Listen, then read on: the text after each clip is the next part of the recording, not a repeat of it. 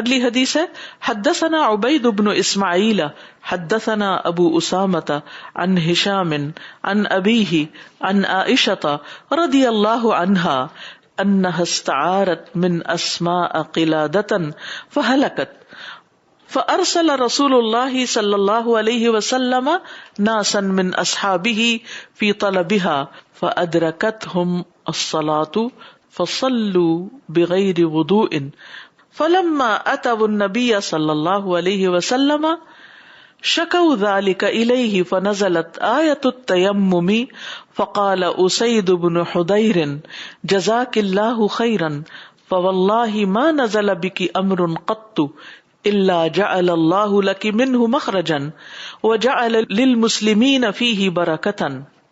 امام بخاری کہتے ہیں کہ حدثنا عبید بن اسماعیل، ہم سے عبید بن اسماعیل نے حدیث بیان کی. ان کی نسبت القرشی الحباری ہیں، ابو محمد، اور یہ کوفہ کے رہنے والے ہیں. ٹھیک ہے. اور انہوں نے ابو اسامہ سے سنا، اور ابو اسامہ نے ہشام سے، اور انہوں نے اپنے باپ سے، اور انہوں نے حضرت عائشہ رضی اللہ تعالی عنہ. ہشام جو ہے یہ عروہ بن زبیر کے بیٹے ہیں، حضرت عائشہ کے بھانجے کے بیٹے ہیں. رضی اللہ عنہا انہا استعارت، حضرت عائشہ کہتی ہیں کہ انہوں نے ادھار لیا. کیا؟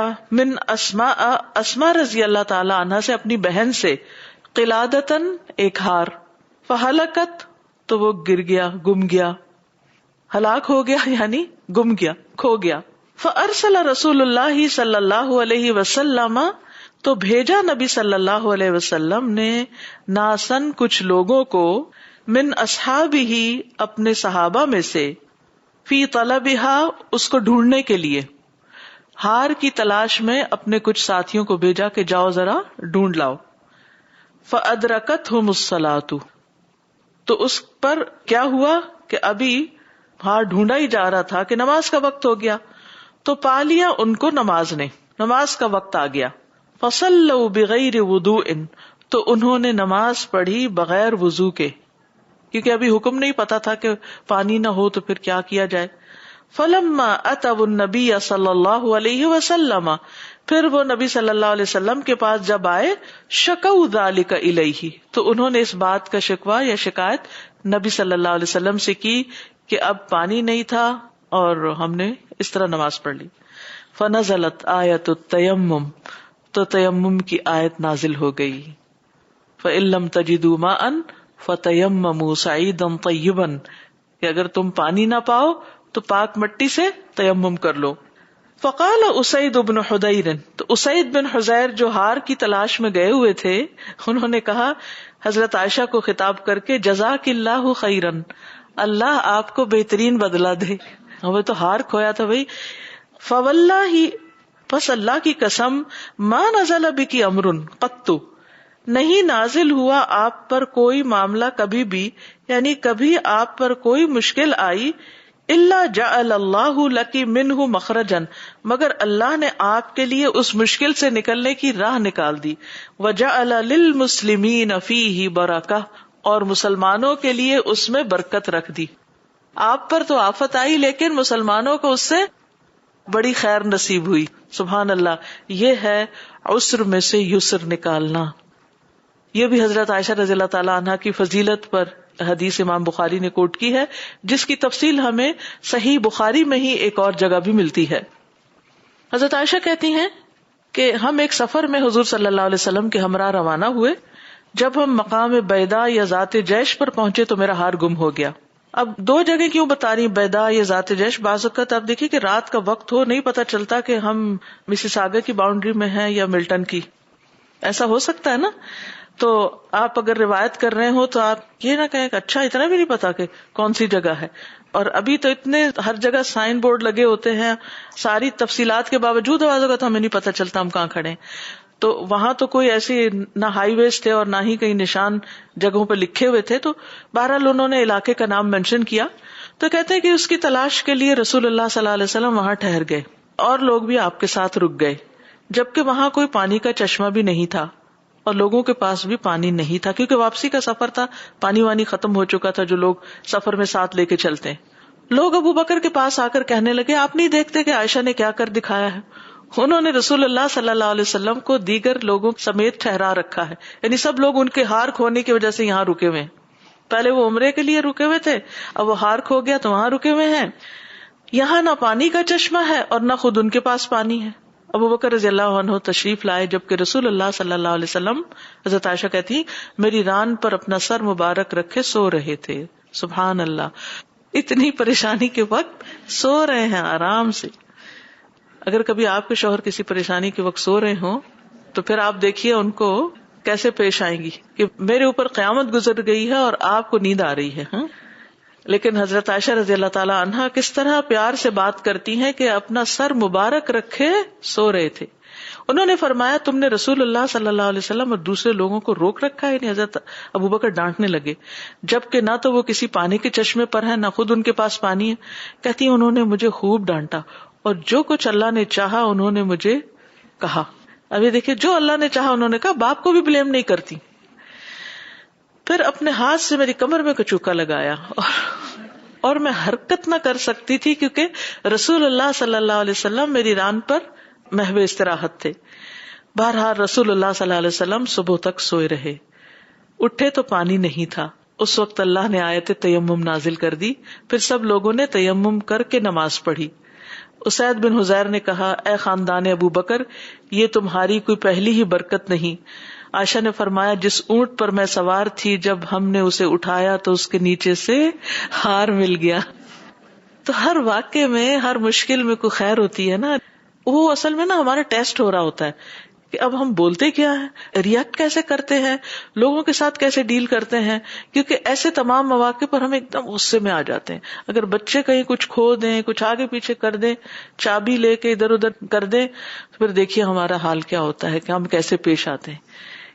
ایسے تمام مواقع دراصل یہ دیکھنے کے لیے ہوتے ہیں کہ ہم کرتے کیا ہیں. کسی بھی ناپسندیدہ صورتحال میں جو سخت آپ کے دل پہ بھاری ہو، بس یہ ایک دفعہ سوچ لیا کریں کہ اس وقت میرا امتحان آ گیا ہے کہ میں کیا کرتی ہوں اور اب مجھے کیا کرنا ہے. تھوڑی دیر وقفہ دے کے اپنے آپ کو سمجھا لیں اگر، تو بہت سی چیزیں درست ہو جاتی. اب آپ دیکھیے کہ بہت سے دینی احکامات نازل اس وقت ہوئے ہیں جب کوئی واقعہ پیش آیا ہے. کیونکہ اس سے جو بات سمجھ میں آتی ہے نا، جو تعلیم اس وقت ہوتی ہے وہ عام حالات میں نہیں ہوتی. یہی وجہ ہے کہ جب آپ کو کوئی سچویشن پیش آتی ہے، پھر آپ قرآن پڑھتے ہیں، پھر وہ آیت کوئی آ جاتی ہے تو کہتے اوہ، ایسی گائیڈنس ملتی ہے کہ انسان کبھی نہیں بھولتا اس کو.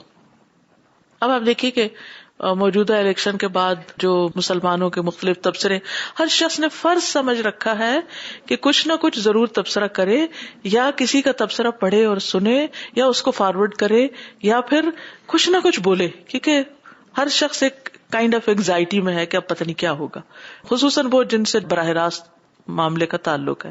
دور بیٹھے لوگ بھی اپنی اپنی دانشوری جھاڑ رہے ہیں، لیکن قریب کے لوگ جو ہیں وہ زیادہ اس میں مبتلا ہیں. یہ بھی ایک آزمائش ہے، یہ بھی ایک امتحان ہے. تو اتفاق کی بات ہے کہ میں دن بھر دیکھتی رہی کہ کیا لوگوں کی رائے ہے، تبصرہ ہے، کیا ہو رہا ہے. تو بہرحال رات جب میں قرآن پڑھنے کے لیے بیٹھی تو اس میں یہ آیت تھی فَعَسَىٰ أَن تَكْرَهُوا شَيْئًا وَيَجْعَلَ اللَّهُ فِيهِ خَيْرًا كَثِيرًا، کہ ہو سکتا ہے کہ ایک چیز تمہیں ناپسند ہو اور اللہ سبحانہ وتعالیٰ اسی میں بہت بڑی خیر رکھ دے. ہم کیا جانتے ہیں؟ ہم تو صرف یعلمون ظاہرا من الحیات الدنیا، اس دنیا کی صرف ظاہری چیزوں کے بارے میں ہمارا علم ہے. وہم عن الآخرۃ ہم غافلون، آخرت کے معاملے میں غافل ہیں. تو اللہ سبحانہ وتعالیٰ بہت سے سبق ہمیں کسی مشکل میں ڈال کے کسی ناپسندیدہ فیصلے کے ذریعے بھی کراتا ہے. تو اس لیے ہمارا کام کیا ہے کہ ہر حال میں معاملہ اللہ کے سپرد کر دیں. حسبنا اللہ ونعم الوکیل، اور پھر ونعم المولا ونعم النصیر، اور حسبنا اللہ سیؤتینا اللہ من فضلہ انا الی اللہ راغبون. ہر معاملے میں ہمیں کرنا کیا ہے؟ انا الی اللہ راغبون، ہم اللہ کی طرف رغبت کرنے والے. اتنا بڑا سہارا، ہمیں کس بات کی پریشانی اور کس بات کی مشکل.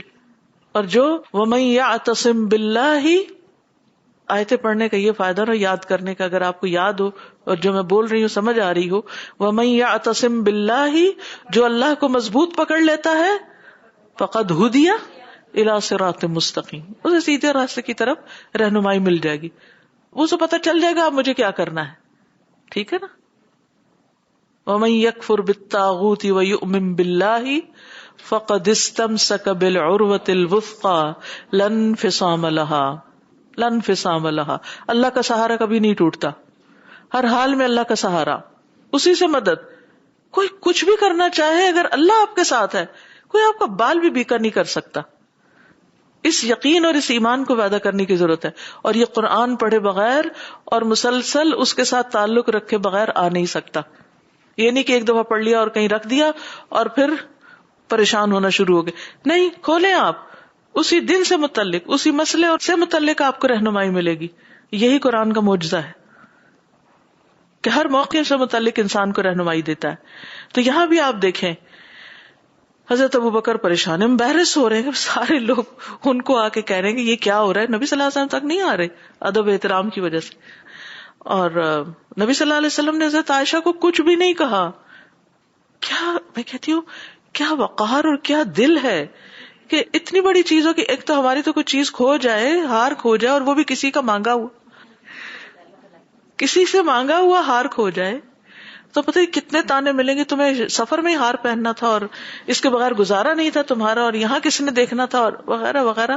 پتہ نہیں کیا سے کیا باتیں. سفر میں اس طرح کی چیزیں ہو جاتی ہیں، کچھ مسپلیس ہو جاتا، کچھ نہیں بولے اور کوئی فکر بھی نہیں، کوئی پریشانی بھی نہیں، آرام سے سو گئے ہیں. اور سوئے بھی کہاں ہے جس کی غلطی اگر ہے تو، کیونکہ چیز کے گمنے اور کھونے میں غلطی بعض اوقات نہیں ہوتی. ٹوٹنے والی چیز تھی، گرنے والی گر گئی، کچھ بھی ہو سکتا ہے. اور آپ دیکھیے کہ باپ کی حیثیت سے حضرت ابوبکر اپنا کردار ادا کر رہے ہیں، آ کے ڈسپلن کر رہے ہیں، اور بیٹی اس کو بھی مائنڈ نہیں کر رہی، حالانکہ وہ بڑی ہیں، شادی ہو چکی ہے، اور چوکا لگاتے ہیں اس کی، کیا کیا ہے تم نے، کیونکہ وہ سب کی پریشانی دیکھ رہے تھے نا، باہر تھے. تو اب آپ دیکھیے حضرت عائشہ بھی جواباً کچھ نہیں کہتی، کچھ نہیں کہتی. ہر جگہ آپ دیکھ رہے ہیں یہ جو کچھ نہ کہنے والی بات ہے نا، اس سے بڑے معاملے طے ہو جاتے ہیں. اس خاموشی سے بہت کچھ حل ہو جاتا ہے.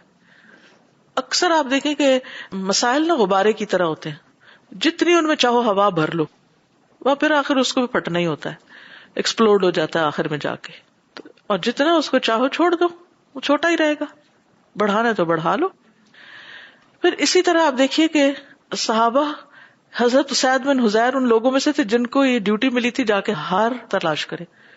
وہ بتائیے کتنے کھپ کھپا کے آئے ہوں گے، اور آ کے ان کا بھی موڈ آف ہونا چاہیے، لیکن وہ کتنے پازیٹو سوچ رکھتے ہیں.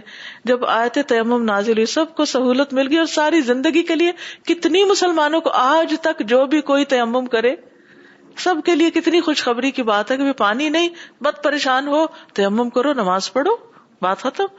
تو کہتے یہ تو تمہارے خاندان کی برکت ہے. اور پھر اللہ نے چاہا تو ہار بھی مل گیا، مسئلہ بھی حل ہو گیا. سنن نسائی میں یہ واقعہ اس طرح آتا ہے، حضرت عائشہ کہتی ہیں کہ رسول اللہ صلی اللہ علیہ وسلم نے اسید بن حضیر اور کچھ دوسرے لوگوں کو ہار کی تلاش کے لیے بھیجا، جسے وہ اپنے پڑاؤ کی جگہ پر بھول گئی تھی. نماز کا وقت ہو گیا جبکہ ان لوگوں کا وضو نہیں تھا. وہ پانی نہ پا سکے تو انہوں نے بغیر وضو کے نماز پڑھی. پھر انہوں نے اس بات کا ذکر رسول اللہ صلی اللہ علیہ وسلم سے کیا تو اللہ تعالیٰ نے آیت تیمم اتاری. اسید بن حضیر کہنے لگے جزاک اللہ خیرن، اللہ کی قسم جب بھی آپ کو کوئی ایسا معاملہ پیش آیا جسے آپ پسند نہ کرتی ہوں تو اللہ تعالیٰ نے اس میں آپ کے لیے اور دوسرے مسلمانوں کے لیے خیر رکھ دی. پھر اسی طرح یہ ہے کہ ہار کی تلاش میں بہت وقت لگ گیا تھا، اور رات کا وقت تھا، حتیٰ کہ فجر ہو گئی تھی، فجر کی نماز تھی. سنن نسائی میں آتا ہے، عمار کہتے ہیں رسول اللہ صلی اللہ علیہ وسلم نے ذات الجیش میں پڑاؤ ڈالا، جبکہ آپ کے ساتھ آپ کی زوجہ عائشہ رضی اللہ عنہا بھی تھی. ان کا ایک ہار جو زفار کے مونگوں کا تھا وہ ٹوٹ گیا. لوگ اس ہار کی تلاش میں روک لیے گئے حتیٰ کہ فجر روشن ہو گئی. لوگوں کے پاس پانی نہیں تھا. ابوبکر عائشہ پر ناراض ہوئے اور کہا تم نے سب لوگوں کو روک رکھا ہے جب ان کے پاس پانی نہیں. چنانچہ اللہ عز و جل نے مٹی کے ساتھ تیمم کرنے کی رخصت نازل کر دی. تو واقعات یا حالات وہ نہیں ہوتے جو سامنے نظر آ رہے ہوتے ہیں، ان کے پیچھے چھپی خیر کو بھی دیکھا کریں، ان کے دوسرے رخ کو بھی دیکھنا لازم ہوتا ہے. اس طرح زندگی آسان ہوتی چلی جاتی ہے. یہ ہے وہ رہنمائی، یہ ہے وہ سیدھا راستہ جو دین ہمیں سکھاتا ہے. اس کی دعا تو ہم مانگتے ہیں لیکن اس پر چلنے کے لیے رہنمائی نہیں لیتے، وہ روڈ میپ نہیں لیتے. اب آپ دیکھیں نا، آپ گھر سے بیٹھے ہیں گاڑی میں، اللہ مجھے سیدھا رستہ دکھا اور میں صحیح جگہ پہنچ جاؤں جہاں میں جانا چاہتی ہوں، اور جی پی ایس کھولے ہی نہ، میپ دیکھے ہی نہ، ڈائریکشن معلوم ہی نہ کریں، تو کیا ہوگا؟ کھوئیں گے نا. اور یا پھر لوگوں سے راستے میں اس سے پوچھ اس سے پوچھ اس سے، کب پہنچیں گے؟ سب سے زیادہ صحیح وقت پہ کون پہنچتا ہے؟ جو گھر سے ڈائریکشن نکالے، گاڑی میں بیٹھ کے نہیں، گھر سے نکال کے نقشہ اسٹڈی کر کے چلے. کون کون سے بیچ میں اہم مقام آ رہے ہیں، کہاں سے جانا ہے، کس طرف کی سڑک لینی ہے، 401 لینا ہے یا 407 لینا ہے، کیونکہ کچھ نقشے وہ 407 کا رستہ بتاتے ہیں، پھر جب اس کے سر پہ پہنچ جاتے ہیں تو پھر $20 کی پریشانی لگ جاتی ہے. تو پہلے سے ہی دیکھ کے بیٹھیں کہ بھی کہاں سے جانا ہے، یا کسی ماہر سے پوچھ لیں کہ اس کا اندر اندر سے راستہ کون سا جاتا ہے جو شارٹ کٹ بھی ہو، اور رش کے وقت میں کہاں سے جانا ہے. تو جو شخص جانے سے پہلے تیاری کرتا ہے وہ سارا سفر سکون سے گزارتا ہے اور منزل پہ بھی آسانی سے پہنچتا ہے، اور جو تیاری کے بغیر بیٹھ جاتا ہے وہ پھر سخت خوار ہوتا ہے، اور جو کرنا ہوتا ہے نا اس نے وہ صحیح سے نہیں کر پاتا. اسی طرح جو لوگ قرآن و سنت کا مطالعہ کر لیتے ہیں، پڑھتے ہیں، سمجھتے ہیں، تیاری کر کے ہر معاملے کی، شادی کا معاملہ ہے تو دینی رہنمائی حاصل کرتے ہیں، کوئی فوتگی ہے تو دینی رہنمائی کہ ہمارا دین ہمیں کیا کہتا ہے، بچوں کی تربیت ہے تو سیکھتے ہیں دین ہمارا کیا بتاتا ہے، کیسے معاملہ کرنا ہے. اسی طرح باقی بھی زندگی کے معاملے، کھانا پینا سونا جاگنا، ان سب چیزوں کے بارے میں جب علم حاصل کرتے ہیں تو پھر سکون سے اپنا سفر گزارتے ہیں. یہ دنیا بھی پرسکون ہو جاتی ہے، اور انشاءاللہ آخرت کے مراحل بھی جہاں پہنچنا ہے وہاں بھی پھر بہترین انشاءاللہ اللہ کے فضل سے جگہ پائیں گے، کیونکہ آپ تیاری سے چلے ہیں. تو اس میں بہت بڑا فرق ہو جاتا ہے تیاری سے جانے اور بغیر تیاری کے نکلنے کا. تو اس لیے نبی صلی اللہ علیہ وسلم نے کیا فرمایا تھا، میں تمہارے درمیان 2 چیزیں چھوڑ کے جا رہا ہوں، ان کو مضبوطی سے پکڑ کے رکھو گے تو کبھی نہیں بھٹکو گے، گمراہ نہیں ہوگے. ہم نے تو قرآن تو پھر بھی پکڑ لیا، حدیث کو تو کھول کے بھی نہیں کبھی دیکھا، وہ کتاب بھی نہیں ہے ہمارے گھر میں، کہاں سے پڑھیں گے؟ تو ہمیں کسی اور کو بلیم کرنے سے پہلے دیکھنا چاہیے کہ ہم خود کس طرح کی زندگی بسر کر رہے ہیں، ہم خود اپنے ساتھ کیا ظلم کر رہے ہیں. تو اللہ سبحانہ وتعالی ہم سب کے راستے آسان فرمائے. اگلی حدیث ہے، حدثني عبید بن اسماعیل حدثنا ابو اسامہ عن ہشام عن ابیہ ان رسول اللہ صلی اللہ علیہ وسلم لما كان في مرضه جعل يدور في نسائه ويقول أين أنا غدا أين أنا غدا حرصا على بيت عائشة. قالت عائشة فلما كان يومي سكن. امام بخاری کہتے ہیں کہ مجھ سے، یا حدثنی ہے، یوں لگتا ہے کہ جیسے اکیلے میں 1 on 1 ان سے حدیث لی تھی. حدثنی عبید بن اسماعیل، ہم سے یا مجھ سے عبید بن اسماعیل نے حدیث بیان کی.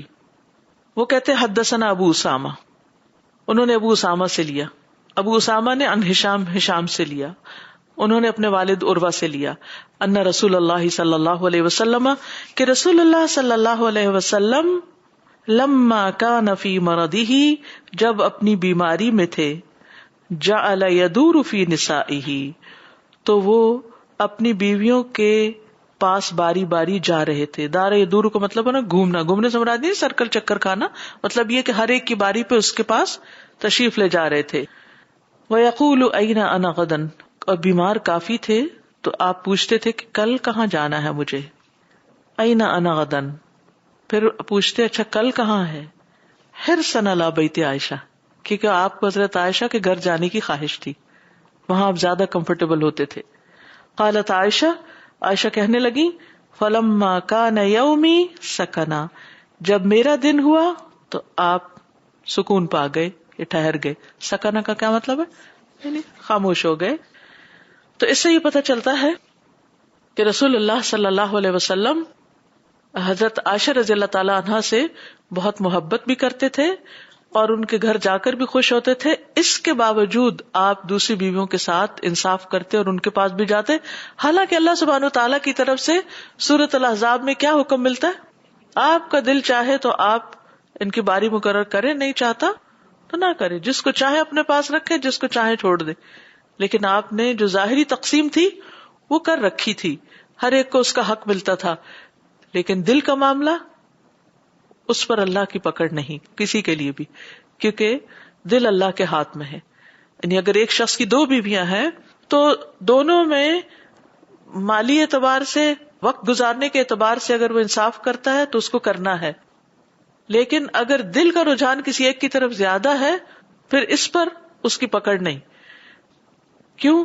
اس لیے کہ دل ایسی چیز ہے کہ جس کو انسان زبردستی کسی چیز کی طرف موڑ نہیں سکتا، خصوصاً محبت کے معاملے میں. اس میں ایک بڑی سیکھنے کی بات بھی ہے کہ اگر کسی شخص کی زندگی میں ایسا کوئی مسئلہ ہے تو اس میں اگر شوہر اس کی طرف متوجہ نہیں، دوسری خاتون کی طرف زیادہ متوجہ ہے، تو انسان کیا سمجھے کہ یہ تقدیر کا فیصلہ ہے یا اللہ کا فیصلہ ہے. اگر اللہ نے اس کے دل میں اس کے لیے جگہ زیادہ رکھی ہے تو یہ رزق ہے اللہ کا، جس کو چاہے دے. تو مجھے اس پہ حسد کرنے اور جلنے کڑنے کی بجائے کچھ اور کرنا چاہیے کہ میں اللہ سبحانہ تعالیٰ کے نزدیک اپنا مقام بنا سکوں، وہاں آخرت کے بلند درجے حاصل کر سکوں. کیونکہ بندے کو دنیا میں اگر کہیں بھی کچھ کمی ہوتی ہے، کوئی محرومی ہوتی ہے، تو اللہ سبحانہ تعالیٰ اس کا بہترین بدلہ اجر اس کو آخرت میں دیتے. مومن کو تو ایک کانٹا بھی اگر چبھتا ہے تو اس کے بدلے بھی اس کے گناہ معاف ہوتے ہیں اور اس کے درجات بلند ہوتے ہیں.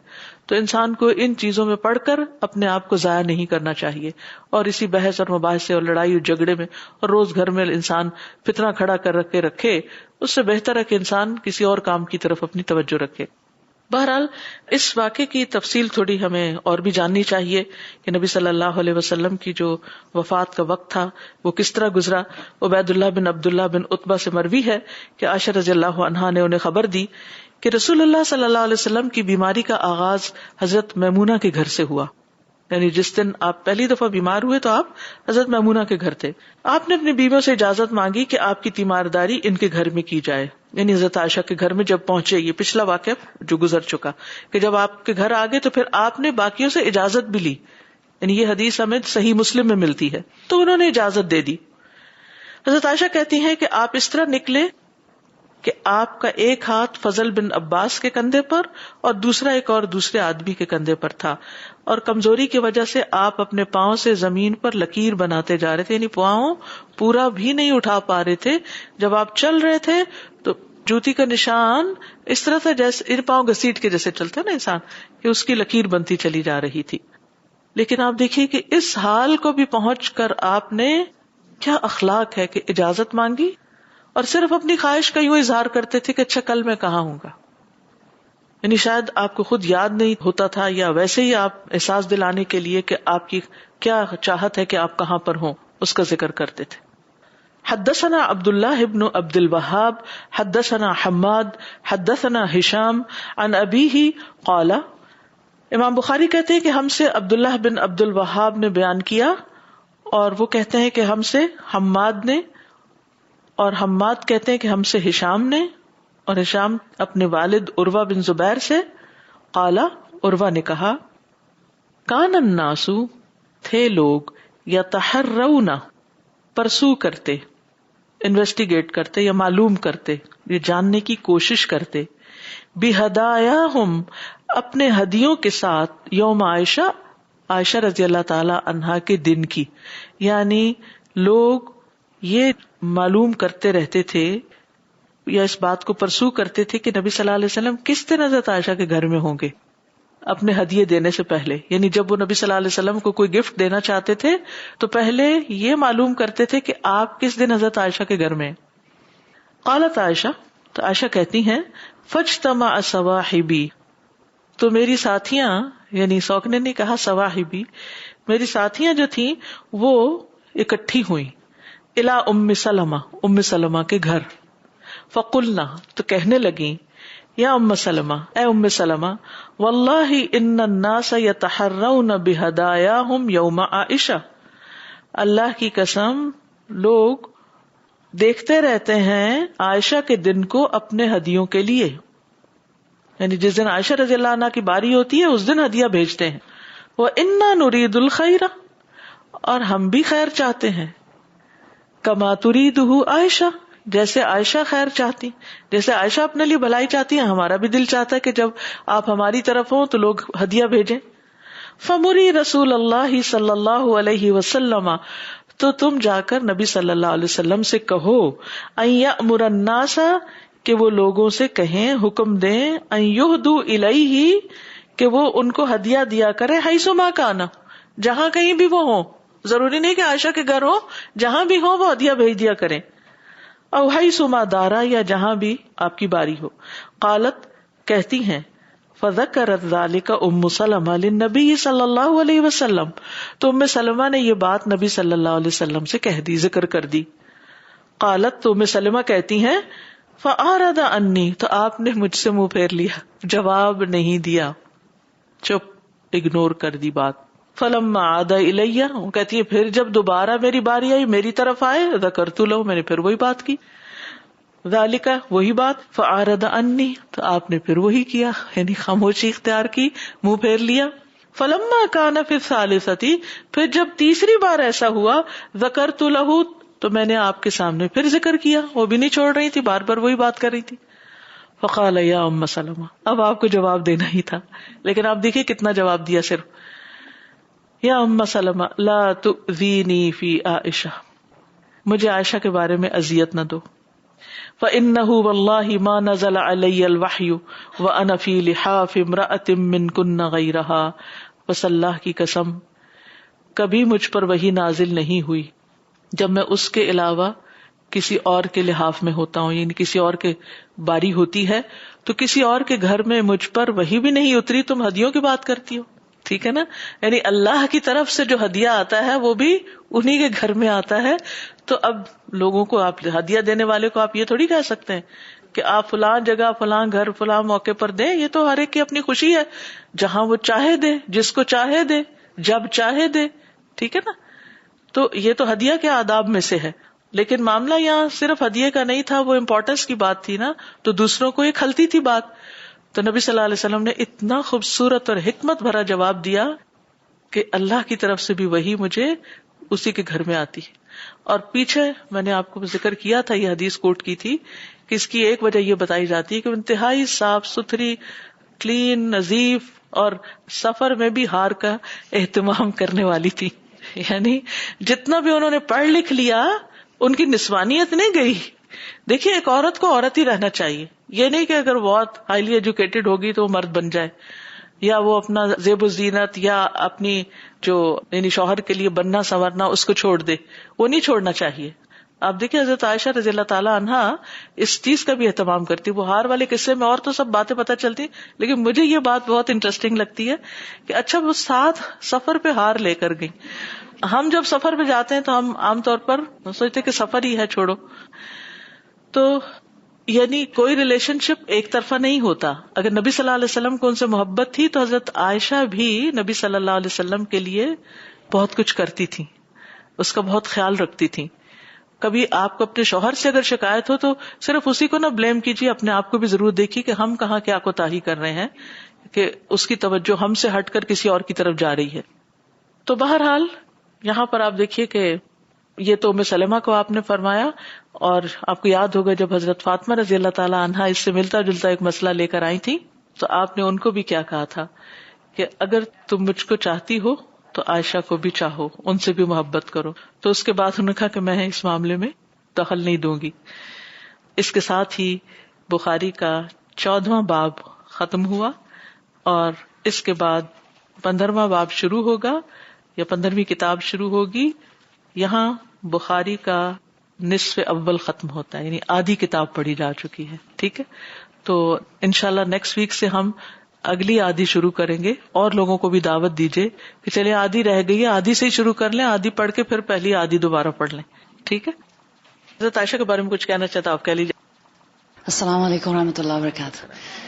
For 2 weeks, alhamdulillah, I've been amazed by listening all the things in our hadith and things about Aisha radiallahu anha. And I'm just amazed that how Allah subhanahu wa ta'ala gave her this preference over all the women of the world, and also the place of women in Islam. Yes. Subhanallah. And this is amazing that how people say that women don't have any honor in Islam. as she was the one who was scolding even the senior Sahabas like Abu Huraira and Abdullah bin Abbas, and she's fighting in the battlefield, and subhanallah, many of the times the ayahs of Quran revealed only in her honor. This is just amazing. And since we are actually learning Surah An-Nisa in our TQE 7, and because of many of the ayahs, the girls, because we have alhamdulillah mostly youth, many girls feel some constriction in their heart because of some of the ayahs. But imagine the status of Aisha radiallahu anha and how Allah subhanahu wa ta'ala chose a woman to be at this place. This is just amazing. So we should all be very, very proud of being a Muslimah, inshallah. Jazakallah. Assalamu alaikum. I was thinking all day yesterday after I went from here, like so many good qualities, so many valuable virtues. I mean, you're kind of silent. What to do, where to start. And honestly, I was thinking that the first step we have to do, that Aisha radiallahu anha and her story has taught us, that just have some sabr. In all kinds of situations, have some sabr. And today, mashallah, the whole lecture, I think, is an answer to what I was thinking, that have sabr. And then you see the things, how the situation unfolds. So I think we should really take it very, very seriously and apply it in our lives to be at least somewhere in the ranks, somewhere, and by emulating them all the time. جی السلام علیکم استاذہ. مجھے حضرت ابوبکر صدیق کا کردار اتنا اچھا لگ رہا تھا کہ بیٹی کی شادی ہوئی بھی ہے, نبی کریم صلی اللہ علیہ وسلم کی وائف ہیں, اور پھر بھی ان کی تربیت جو ہے وہ جاری ہے. اور ہم سمجھتے ہیں کہ بس اب بیٹی کی شادی ہو گئی ہے, اب اگر اس کو ہم کچھ کہیں گے تو یہ تو ہم اس کے معاملے میں دخل دے رہے ہیں. حالانکہ کئی دفعہ اللہ رحم کرے ایسے بھی واقعات نظر سے گزرتے ہیں کہ ایون احکام شریعہ کی نہیں ہو رہی ہوتی پابندی, اور ہم بس یہی کہہ کہ اب تو اس کی شادی ہو گئی ہے, وہ اپنے معاملے کو خود دیکھے. تو مجھے لگتا ہے کہ اس میں بھی ہمارے لیے بہت بڑا سبق ہے کہ تربیت تو ہمارا پھر بھی فرض رہے گا جب تک ہم زندہ ہیں ان کے لیے. یعنی ابوبکر رضی اللہ عنہ یہ بھی کر سکتے تھے نا, جب لوگ ان سے آ کے شکایت کر رہے تھے تو وہ انہیں کو ڈانٹ دیتے کہ نبی صلی اللہ علیہ وسلم تو کچھ نہیں کہہ رہے اور تم لوگوں کو کیا ہے. یعنی اپنی بیٹی کی سائیڈ لیتے کسی بھی طرح, کیونکہ بعض اوقات ہم انجسٹلی اپنے بچوں کی سائیڈ لینا شروع کر دیتے اور معاملے کی حقیقت کو نہیں سمجھتے. Assalamu alaikum wa rahmatullahi wa barakatuh. You know, we've been learning about Aisha radiallahu anha, and it's such an amazing reminder because we learn about her piety and her righteousness. And, you know, for a lot of us in the room, we're students and a lot of us are not married. And, you know, it's important for us to be good women before we get married. A lot of times people say, I will be righteous when I get married, or I'll practice, or I'll wear the hijab when I'm married. And, you know, we learn from so many beautiful examples that women were so modest and so beautiful, you know, before they found their husbands. And it's such a good reminder for us that every day we strive to be righteous and we strive to get closer to Allah, so that Allah puts, you know, someone good into our lives. We have to be complete ourselves before we look for that in someone else, inshallah.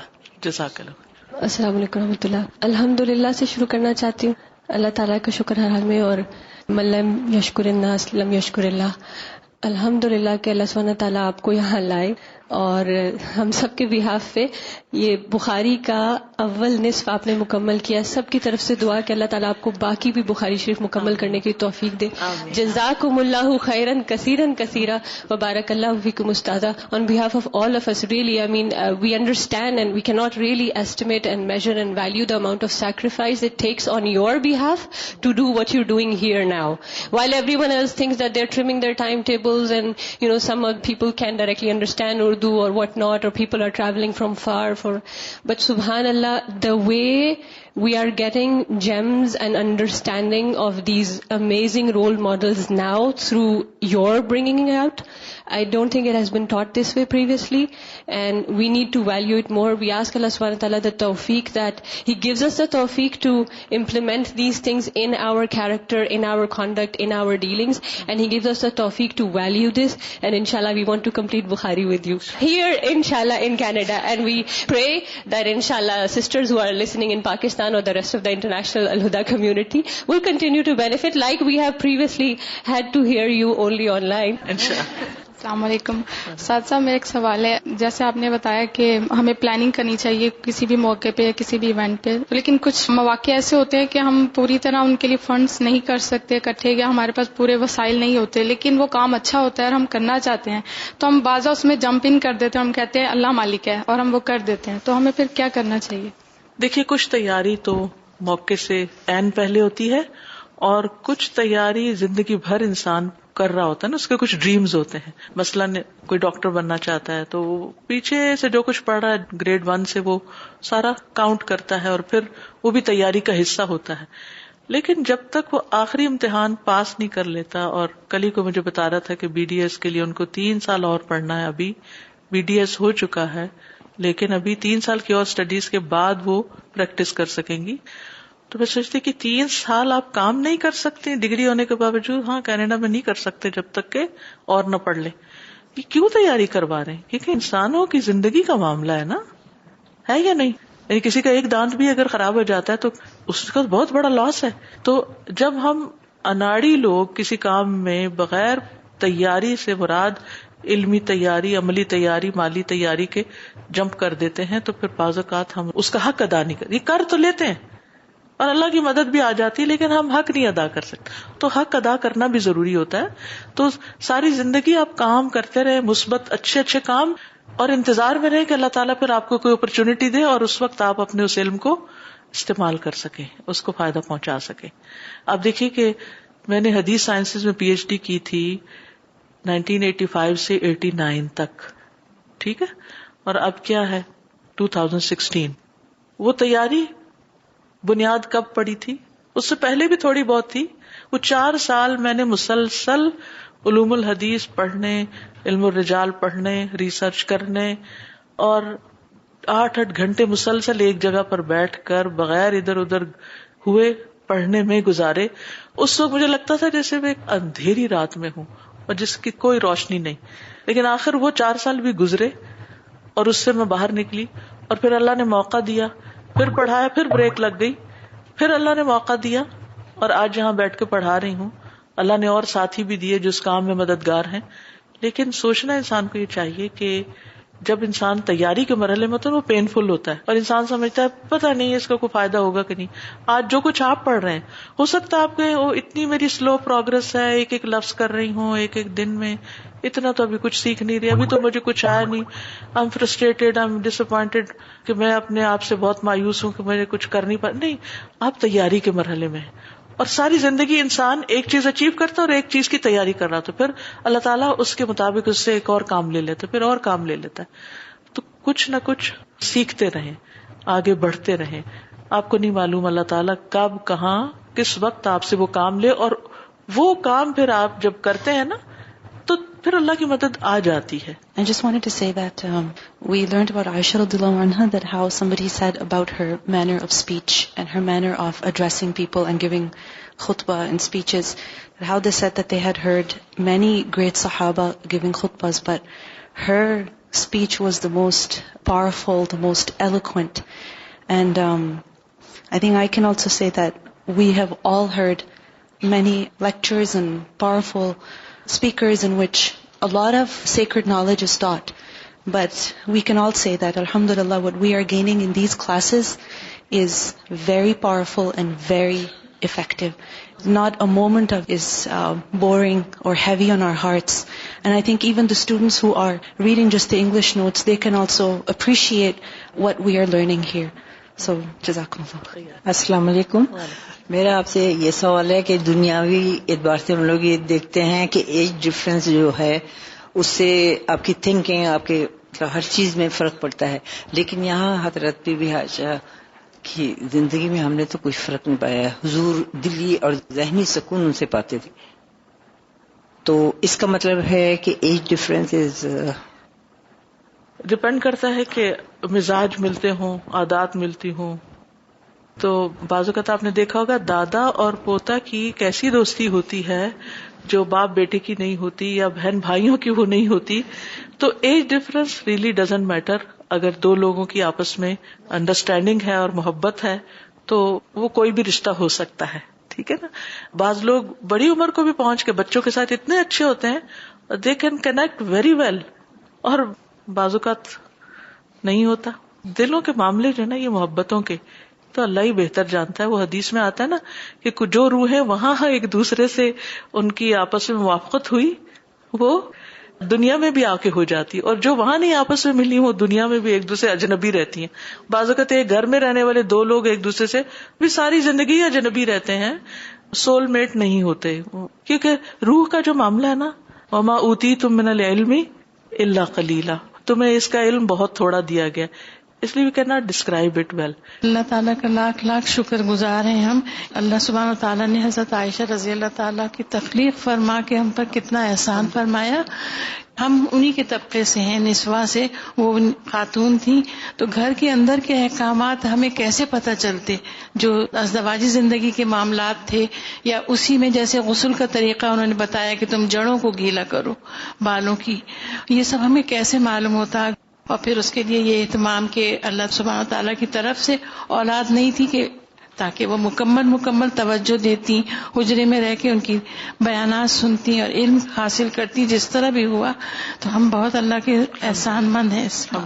استاذہ, یہ جو رسول اللہ صلی اللہ علیہ وسلم اپنی موت کے قریب جو وفات سے پہلے کہہ رہے تھے کہ میں کل کہاں ہوں گا, اس سے اتنا پتہ چلتا ہے کہ لحاظ کیا. حالانکہ باقی ازواج کو بھی پتا تھا کہ رسول اللہ صلی اللہ علیہ وسلم کو عائشہ رضی اللہ تعالیٰ عنہ محبوب ہے, لیکن انہوں نے کھول کے منہ سے یہ نہیں کہا کہ میں نے عائشہ کے گھر جانا ہے, انہوں نے کہا میں کہاں ہوں گا. آج کل یہ ہمارا ایک بہت بڑا مسئلہ ہے استاذہ کہ بد لحاظی بہت آ گئی ہے اسٹریٹ فارورڈ کے معاملے میں, کہ ہم بہت اسٹریٹ فارورڈ ہیں تو دل توڑ کے رکھ دیتے ہیں لوگ. اللہ سبحانہ تعالیٰ ہمیں ہدایت دے. جزاکم اللہ خیرا. سبحانک اللہم و بحمدک, اشہد ان لا الہ الا انت, استغفرک و اتوب الیک. السلام علیکم و رحمۃ اللہ وبرکاتہ.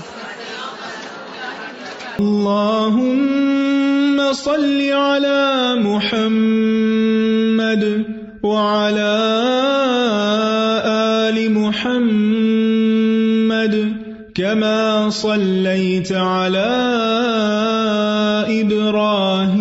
إبراهيم وعلى آل إبراهيم إنك حميد مجيد. اللهم بارك على محمد وعلى آل محمد كما باركت على إبراهيم وعلى آل إبراهيم إنك حميد مجيد.